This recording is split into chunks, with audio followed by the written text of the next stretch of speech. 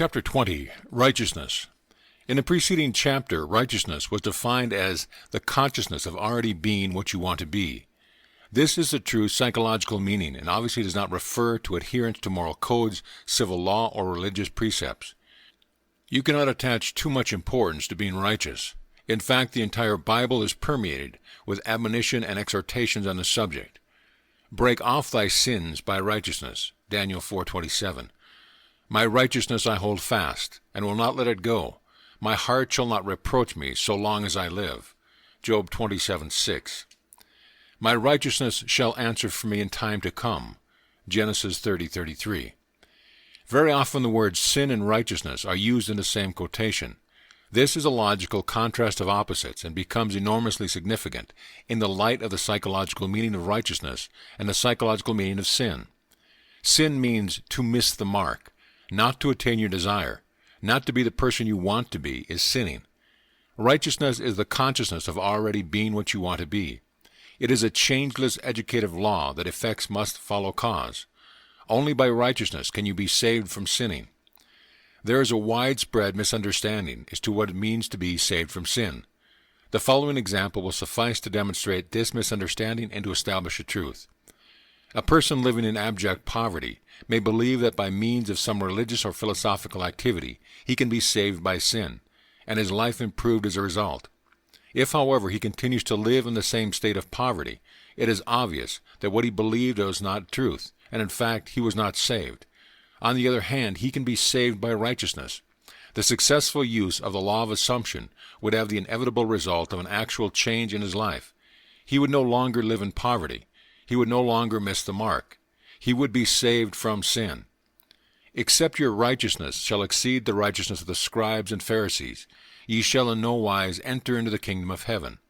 Matthew 5:20. Scribes and Pharisees means those who are influenced and governed by the outer appearances, the rules and customs of society in which they live, the vain desire to be thought well of by other men. Unless this state of mind is exceeded, your life will be one of limitation, of failure to attain your desire, of missing the mark of sin. This righteousness is exceeded by true righteousness, which is always the consciousness of already being that which you want to be. One of the greatest pitfalls in attempting to use the law of assumption is focusing your attention on the things, on a new home, a better job, a bigger bank account. This is not the righteousness without which you die in your sins. Righteousness is not the thing itself. It is the consciousness, the feeling of already being the person you want to be, of already having the thing you desire. Seek ye first the kingdom of God and his righteousness, and all these things shall be added unto you. Matthew 6:33. The kingdom, the entire creation of God, your I am, is within you. Righteousness is the awareness that you already possess it all. End of chapter. Chapter 21. Free Will. The question is often asked, what should be done between the assumption of the wish fulfilled and its realization? Nothing. It is a delusion that, other than assuming the feeling of the wish fulfilled, you can do anything to aid the realization of your desire.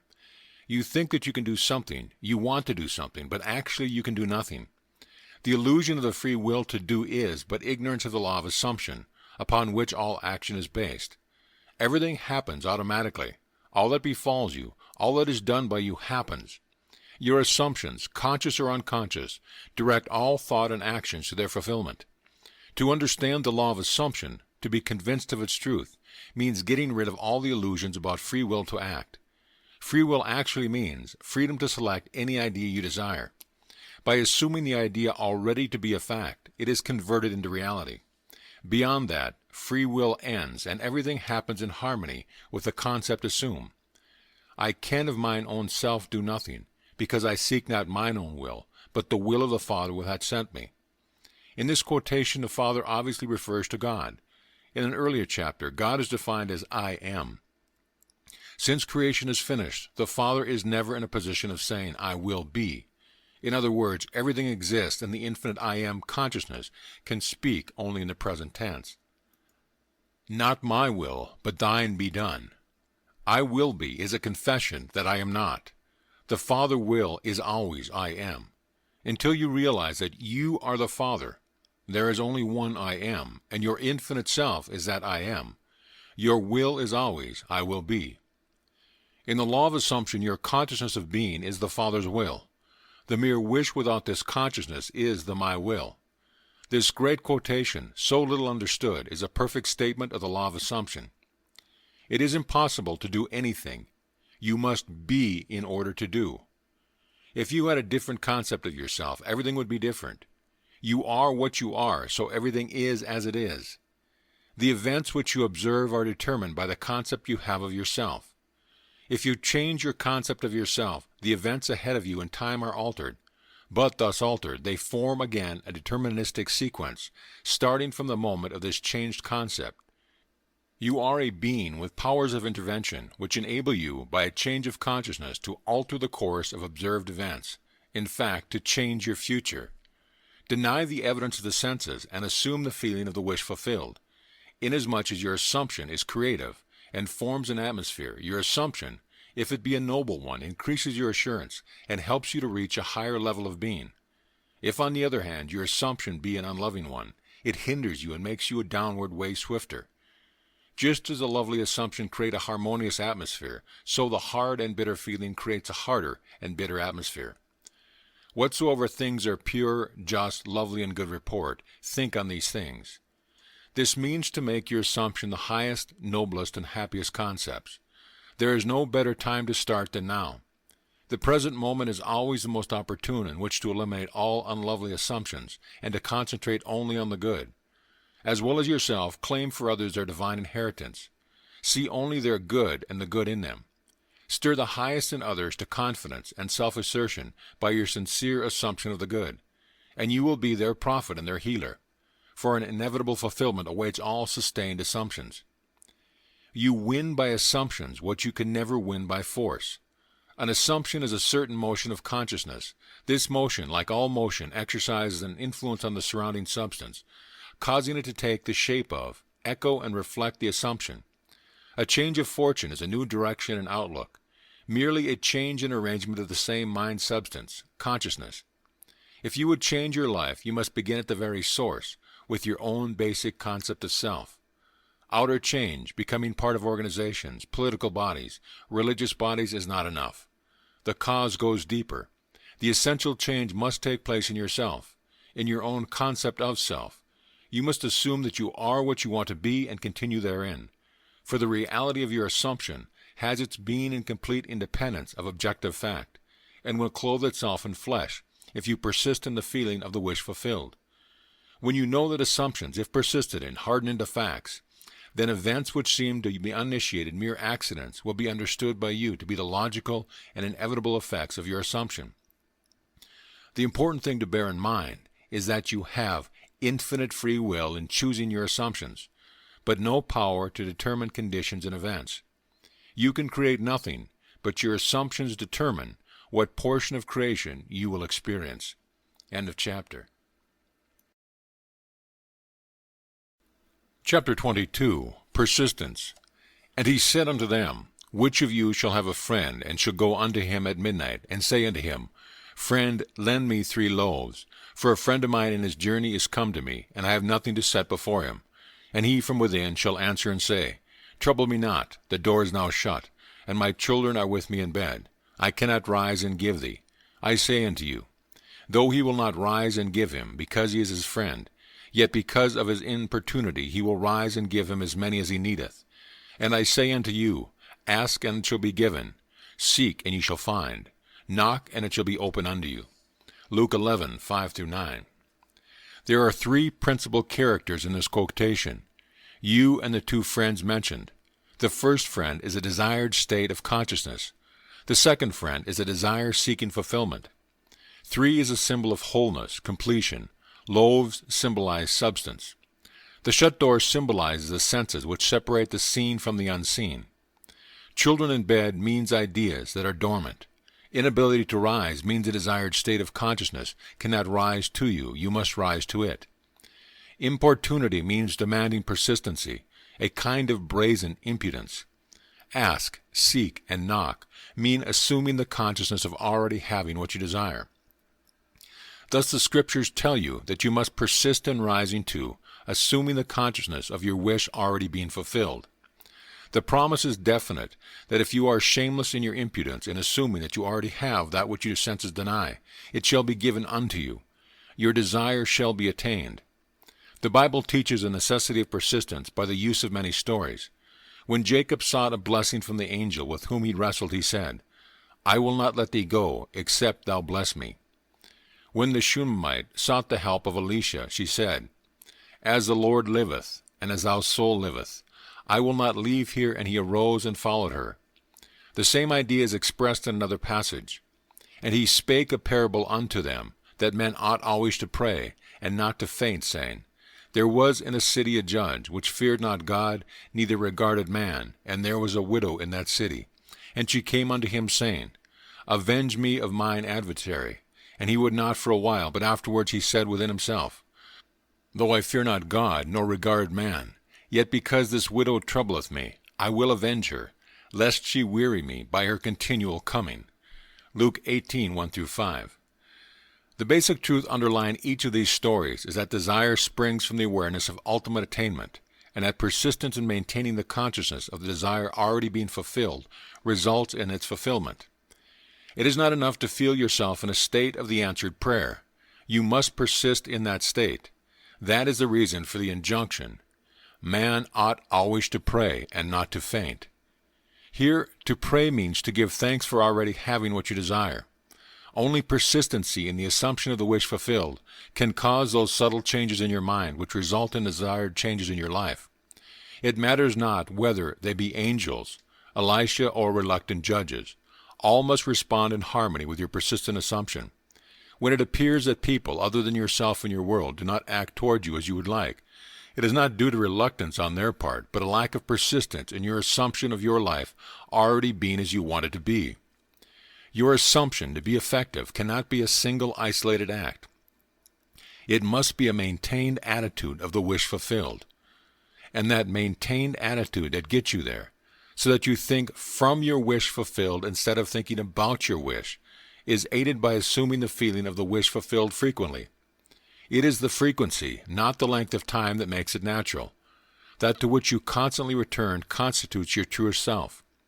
Frequent occupancy of the feeling of the wish fulfilled is the secret of success.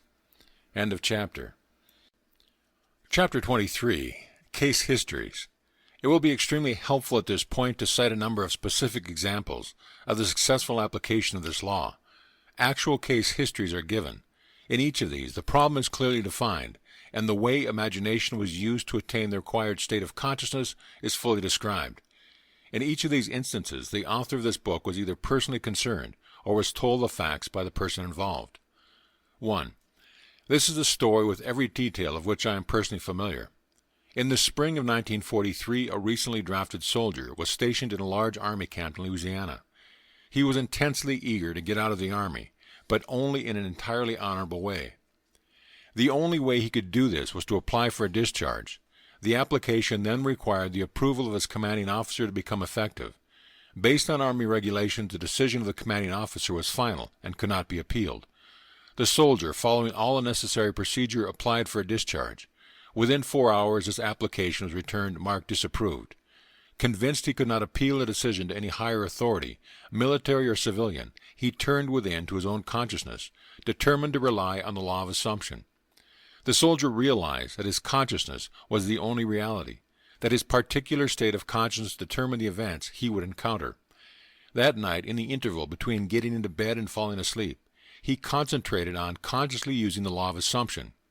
In imagination, he felt himself to be in his own apartment in New York City. He visualized his apartment. That is, in his mind's eye, he actually saw his own apartment, mentally picturing each one of the familiar rooms with all the furnishings vividly real. With this picture clearly visualized and lying flat on his back, he completely relaxed physically.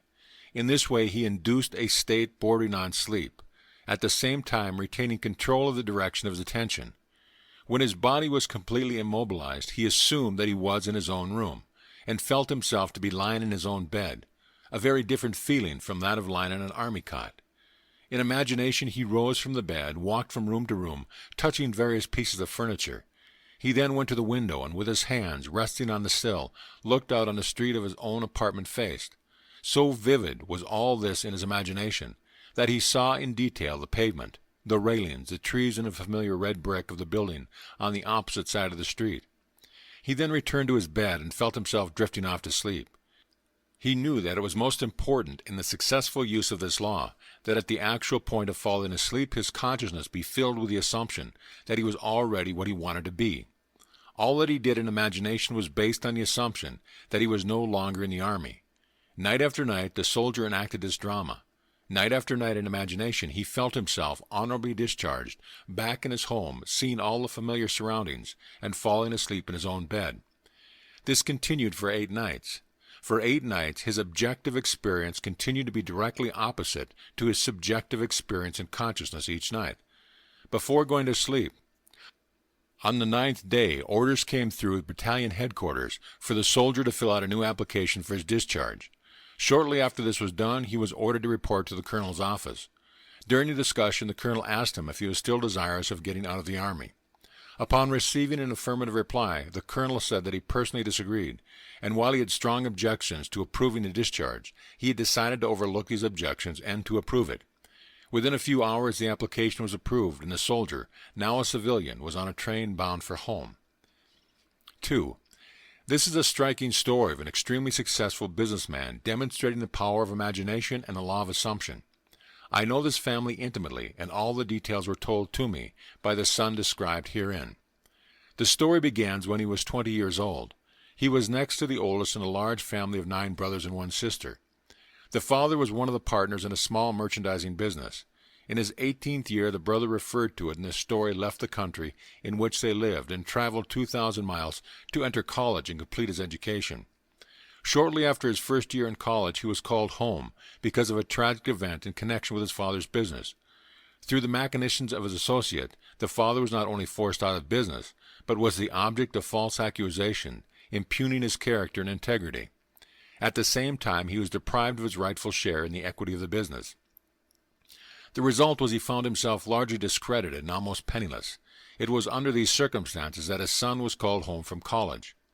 He returned, his heart filled with one great resolution. He was determined that he would become outstandingly successful in business. The first thing he and his father did was use a little money they had to start their own business. They rented a small store on a side street not far from the large business, of which the father had been one of the principal owners. There they started a business bent upon real service to the community. It was shortly thereafter that the son, with instinctive awareness that it was bound to work, deliberately used imagination to attain an almost fantastic objective.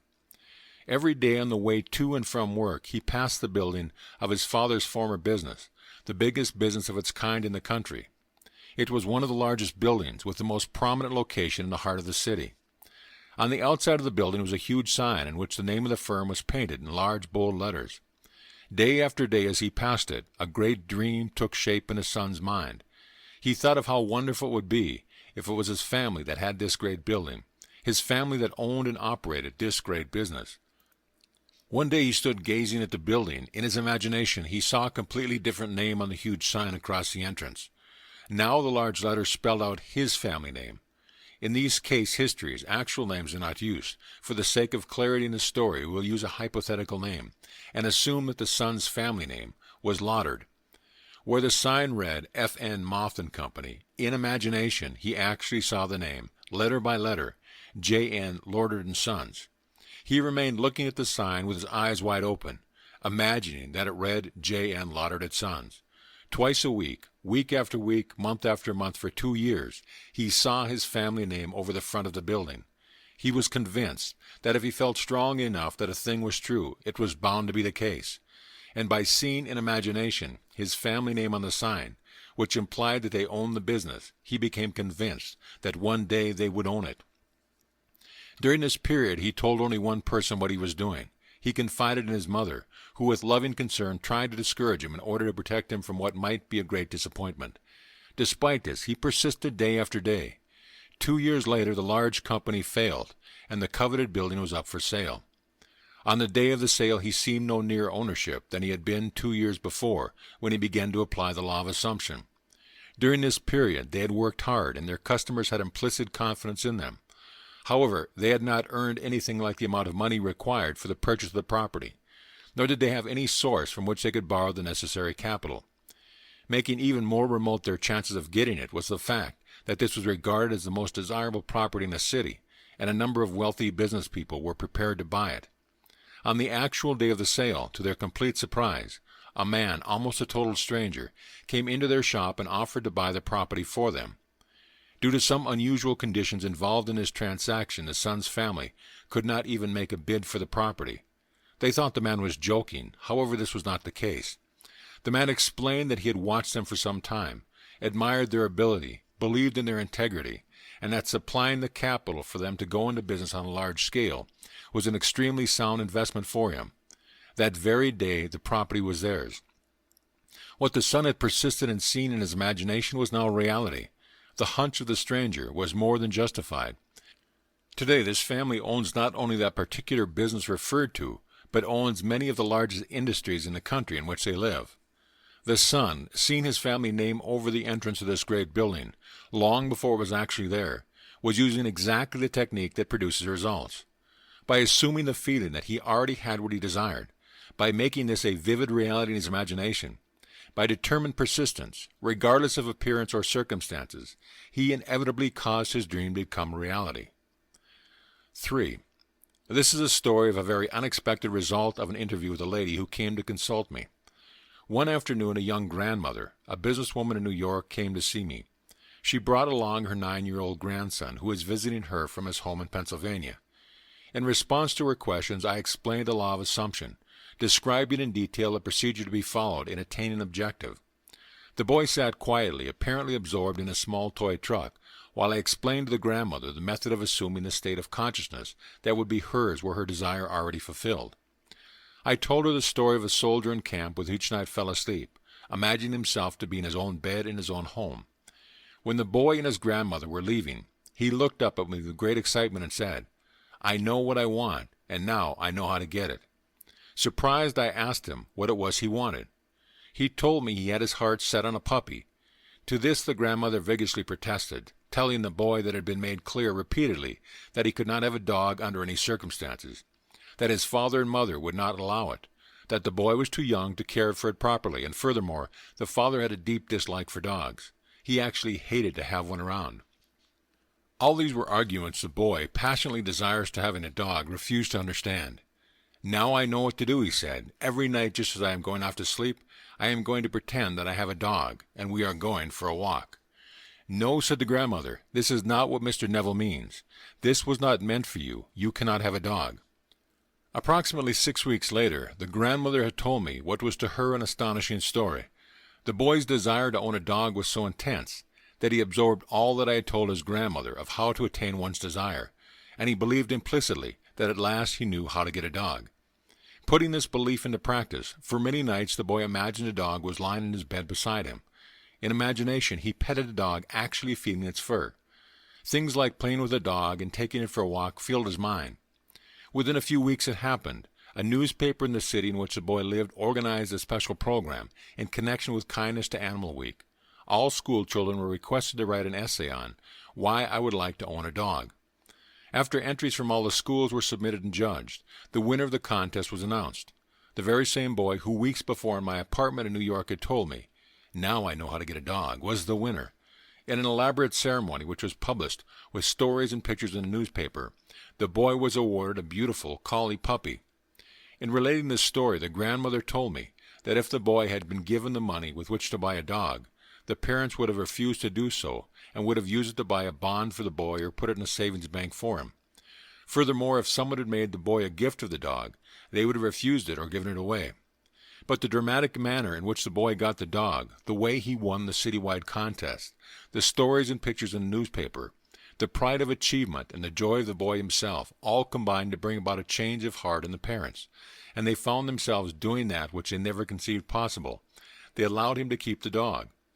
All this the grandmother explained to me, and she concluded by saying that there was one particular kind of dog on which the boy had set his heart. It was a collie. 4. This was told by the aunt in the story of the entire audience at the conclusion of one of my lectures. During the question period following my lecture on the law of assumption, a lady who had attended many lectures and had had personal consultation with me on a number of occasions rose and asked permission to tell a story illustrating how she had successfully used the law. She said that upon returning home from the lecture the week before, she had found her niece distressed and terribly upset. The husband of the niece, who was an officer in the Army Air Force stationed in Atlantic City, had just been ordered along with the rest of his unit to active duty in Europe.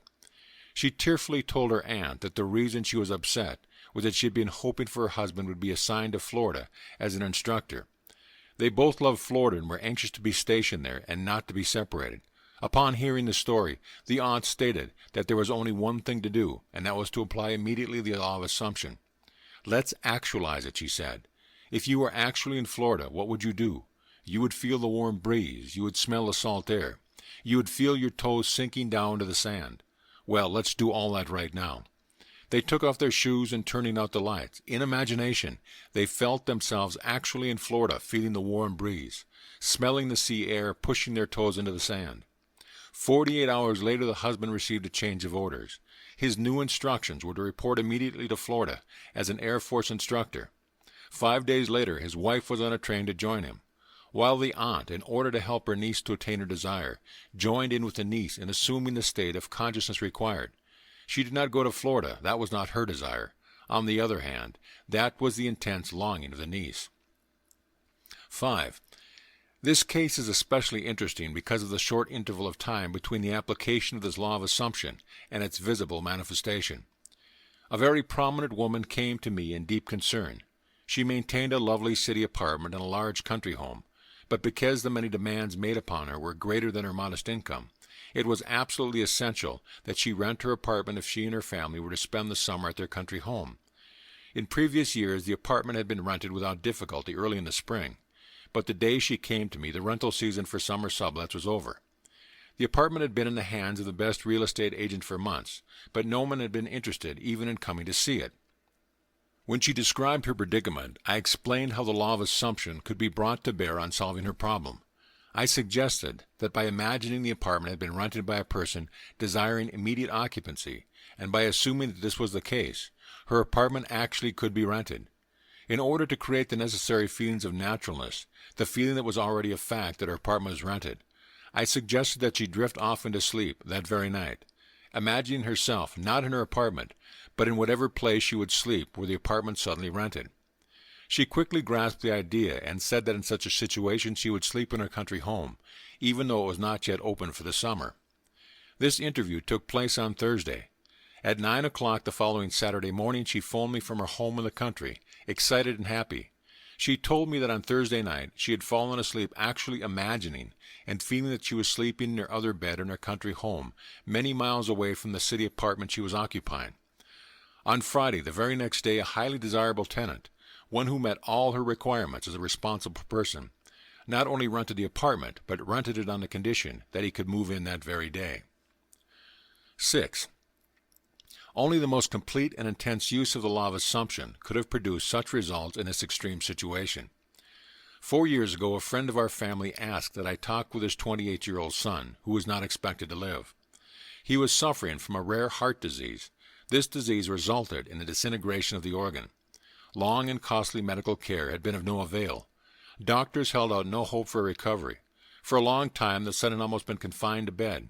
His body had shrunk to almost a skeleton, and he could talk and breathe only with great difficulty. His wife and 2 small children were home when I called, and his wife was present throughout our discussion. I started by telling him that there was only one solution to any problem, and that solution was a change of attitude. Since talking exhausted him, I asked him to nod in agreement if he understood clearly what I said.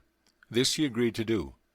I described the facts underlying the law of consciousness, in fact that consciousness was the only reality. I told him that the way to change any condition was to change his state of consciousness concerning it. As a specific aid in helping him to assume the feeling of already being well, I suggested that, in imagination, he see the doctor's face expressing incredulous amazement in finding him recovered, contrary to all reason from the last stages of an incurable disease, that he sees himself double-checking in his examination and hear him saying over and over again, "It's a miracle, it's a miracle." He not only understood all this clearly, but he believed it implicitly. He promised that he would faithfully follow this procedure. His wife, too, who had been listening intensely, assured me that she, too, would diligently use the law of assumption, and her imagination in the same way as her husband. The following day I sailed for New York, all this taking several place during a winter vacation in the tropics. Several months later I received a letter saying the son had made a miraculous recovery. On my next visit I met him in person. He was in perfect health, actively engaged in business, and thoroughly enjoying the many social activities of his friends and family. He told me from the day that I left he never had any doubt that it would work. He described how he had faithfully followed the suggestion I had made to him, and day after day had lived completely in the assumption of already being well and strong.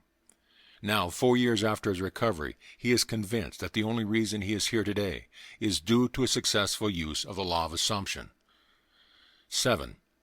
This story illustrates a successful use of the law by a New York business executive.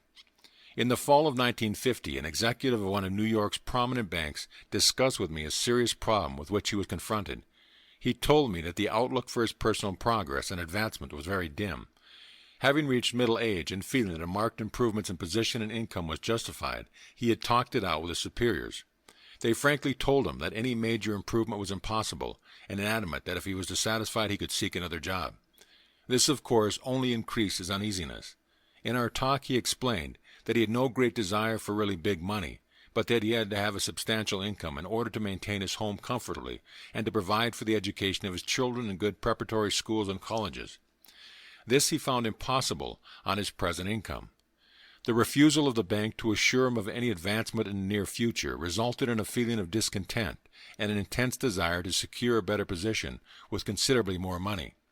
He confided in me that the kind of job he would like better than anything in the world was one in which he managed the investment funds of large institutions, such as a foundation or great university. In explaining the law of assumption, I stated that his present situation was only a manifestation of his concept of himself, and declared that if he wanted to change the circumstances in which he found himself, he could do so by changing his concept of himself. In order to bring about this change of consciousness, and thereby a change in his situation, I asked him to follow this procedure every night just before he fell asleep. In imagination, he was to feel he was retiring at the end of one of the most important and successful days of his life. He was to imagine that he had actually closed a deal that very day to join the kind of organization he yearned to be with, and exactly the capacity he wanted. I suggested to him that if he succeeded in completely filling his mind with this feeling, he would experience a definite sense of relief. In this mood, his uneasiness and discontent would be a thing of the past. He would feel the contentment that comes with fulfillment of desire. I wound up by assuring him that if he did this faithfully, he would inevitably get the kind of position he wanted. This was the first week of December. Night after night, without exception, he followed this procedure. Early in February, a director of one of the wealthiest foundations in the world asked this executive if he would be interested in joining the foundation in an executive capacity handling investment. After some brief discussion, he accepted. Today, at a substantially higher income and with the assurance of steady progress, this man is in a position far exceeding all that he hoped for. 8. The man and wife in this story have attended my lectures for a number of years. It is an interesting illustration of the conscious use of this law by two people concentrated on the same objective at one time. This man and wife were an exceptionally devoted couple. Their life was completely happy and entirely free from any problems or frustrations. For some time they had planned to move into a larger apartment. The more they thought about it, the more they realized that what they had their hearts set on was a beautiful penthouse. In discussing it together, the husband explained that he wanted one with a huge window looking out on a magnificent view. The wife said she would like to have one side of the walls mirrored from top to bottom. They both wanted to have a wood-burning fireplace. It was a must that the apartment be in New York City. For months they had searched for just an apartment in vain. In fact, the situation in the city was such that the securing of any kind of apartment was almost an impossibility. They were so scarce that not only were there waiting lists for them, but all sorts of special deals including premiums, the buying of furniture, etc., were involved. New apartments were being leased long before they were completed, many being rented from the blueprints of the building. Early in the spring, after months of fruitless seeking, they finally located one which they seriously considered. It was a penthouse apartment in a building just being completed on Upper Fifth Avenue facing Central Park. It had one serious drawback. Being a new building, it was not subject to rent control, and the couple felt the yearly rental was exorbitant. In fact, it was several $1,000s a year more than they had considered paying. During the spring months of March and April, they continued looking at various penthouses throughout the city, but they always came back to this one.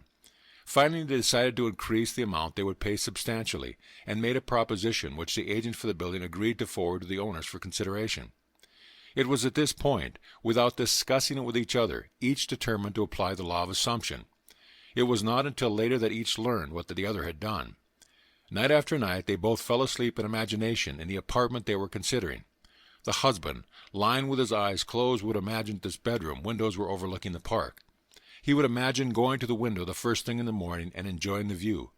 He felt himself sitting on the terrace overlooking the park, having cocktails with his wife and friends, all thoroughly enjoying it. He filled his mind with actually feeling himself in the penthouse and on the terrace. During all this time, unknown to him, his wife was doing the same thing. Several weeks went by without any decision on the part of the owners, but they continued to imagine as they fell asleep each night that they were actually sleeping in the penthouse.